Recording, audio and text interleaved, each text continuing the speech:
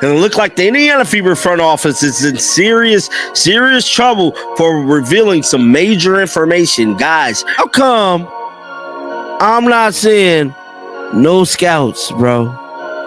Where the scouting department? Do they even have a scouting department? You mean to tell me, as I look through this thing right here, y'all done made all the well, y'all done made, hold on, you lied to me. Herb Simon believed he could piece together a championship team and let success take care of itself. Instead, fans got empty promises, puzzling signings, and a culture that still refuses to change. And in the middle of it all, Caitlin Clark, the undeniable face of the WNBA, is left watching as the cracks in the Fever organization grow deeper. This is the team that has blown double-digit leads all season long. We just lost to the goddamn Washington Mystics. Terrible, man. That is a bad basketball team. They got two young, rising stars. They're rookies. We got dominated by Sonia Citron and Kiki Area-Finn. They was just taking math class and sociology and chemistry 3 months ago. And they came out there and dominated us. Fans shelling out premium prices just to witness her brilliance. But the roster around her is nowhere close to matching the level she demands. The much-hyped Caitlin Clark effect is very real. But under Herb Simon's ownership, the Fever's management continues to show glaring signs of neglect and mismanagement. I mean, the bottom line, though, is Caitlin Clark is missing, and that is showing, and I think everybody is missing her, including myself. She has carved out this really big niche in the WNBA. A lot of fans have come to see her, and she unfortunately has just been plagued with injury after injury, and the Indiana Fever have had to try to tread water or keep afloat, and fans are trying not to lose hope until and if she returns, because Caitlin Clark is the reason that a lot of people, myself included, are just so drawn to the WNBA, so drawn to her play style. And I gotta say, I really feel for the rest of the team. Herb Simon is back to his old habits. And once again, the Indiana Fever's front office seems to be running on a let them figure out themselves philosophy. He barely cracks open his checkbook. Yet the arena sells out before he's even finished counting the profits. On the flip side of this ownership coin, and yes, it might as well be monopoly money, you got a franchise banking on the idea that its star player can carry the entire organization on her back. Spoiler alert, she can't do it alone. Are in the process of building a $78 million practice facility. The Indiana Fever consistently draw over 16,000 fans to their home games. The Indiana Fever, amongst the top franchises in the league when it comes to merchandise sales. The Indiana Fever, now you know, marketing campaign. Kelly Krauskopf saying she wants to be the Apple of the WNBA.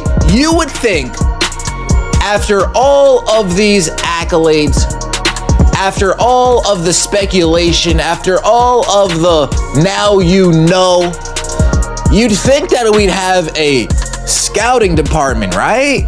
Herb Simon entered the Caitlin Clark era with the swagger of someone expecting instant success, only to discover he'd been cutting back on the very foundation required to build a championship team. And the most staggering part? The Fever have been tossing away golden opportunities like loose change. Instead of building a world-class scouting department, bringing in elite coaching talent, and surrounding Caitlin with championship-caliber players, they've settled for half measures, relying on phone-a-friend scouting and a hope-and-pray approach to roster construction.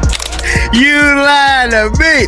I think they merchandise sales was up 300%. Y'all done made all them millions off CC Effect. And y'all ain't hired no damn scouts. Caitlin's in deep trouble. Oh, it's looking real spooky. You mean to tell me y'all done made all the millions, bro, sold all them damn jerseys, and y'all do not have a scouting department? What the fuck? You mean to tell me? Hold on. Are you serious right now? Herb Simon was more than willing to cut the check for shiny practice facilities, yet completely overlooked the human infrastructure required to actually identify and develop talent. Some executives had so little grasp of what they were doing, They didn't even know who they were signing. It was as if they camped outside agent meetings like starstruck festival goers at basketball's version of Woodstock, straining to catch the faint echo of competent decision-making through the walls. This Lambert chick, man. They're always picking up these randoms, dog. Like they're going to Walmart. Hey, yo, can you play? All right, I got you. Go on a team. Like, come on, man. I'm sick of these players. We're at the point where you just need a body. But I just hope she puts a better performance than Sims did, because Sims was god-awful. Sims looked like she never played basketball before. She was horrible. Somehow we have Turner on the team. I don't get it. But yeah, this new player, I looked her up. Average 6.8 in college. Not impressive, man. I think she's just a body. If you're enjoying this, make sure to subscribe, because the Fever's so-called scouting department won't keep you entertained for long. Drop a resume in their office and you'll hear it echo. The copy machine in accounting makes more noise than their entire talent operation. Let's be real. The Fever don't have a scouting system. They have a glorified suggestion box. While other franchises are building around data, networks, and strategy, Indiana is out here borrowing scraps of competence from actual organizations. This isn't just negligence, it's organizational malpractice. Herb Simon has gone from owner to cultural liability, and at this point the WNBA ought to be cutting him hazardous duty pay for overseeing the slow death of his franchise's potential. Meanwhile, Sophie Cunningham is still glued to the bench, even as her experience and energy are exactly what the team is missing on the court. We lost by 1 point to them. The third quarter, they went on a 19-0 run. You hear me? Which put them up by 12. By the fourth quarter, they was up by 12 points. That's ridiculous. And then let me say this. What sense does it make for Stephanie Jigsaw White to take out Lexi and Sophie at the same time? You hear me? At the same time.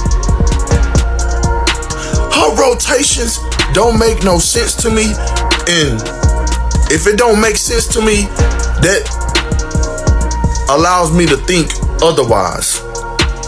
She is fixing these games. The organization is in on it too as well. I'm sorry, at the end of the day, like I said, they just dragging us along to keep making money. Caitlin Clark, aka my precious CC, she ain't coming back this season. Sophie gets the occasional starting minutes, usually buried between baffling rotations, and yet another commercial break for organizational dysfunction. But here's where it turns downright criminal. Caitlin Clark goes down with an injury, and suddenly the Emperor has no clothes. The very player who single-handedly dragged his franchise into relevance, bringing in $78 million worth of attention, selling out arenas, and turning the WNBA into must-watch TV, gets sidelined, and the entire house of cards collapses. Not because Clark wasn't brilliant, not because the fans weren't loyal, but because Herb Simon and his management team built a Ferrari engine and forgot the essentials. No brakes, no steering, no transmission. Just speed with no direction, destined to crash.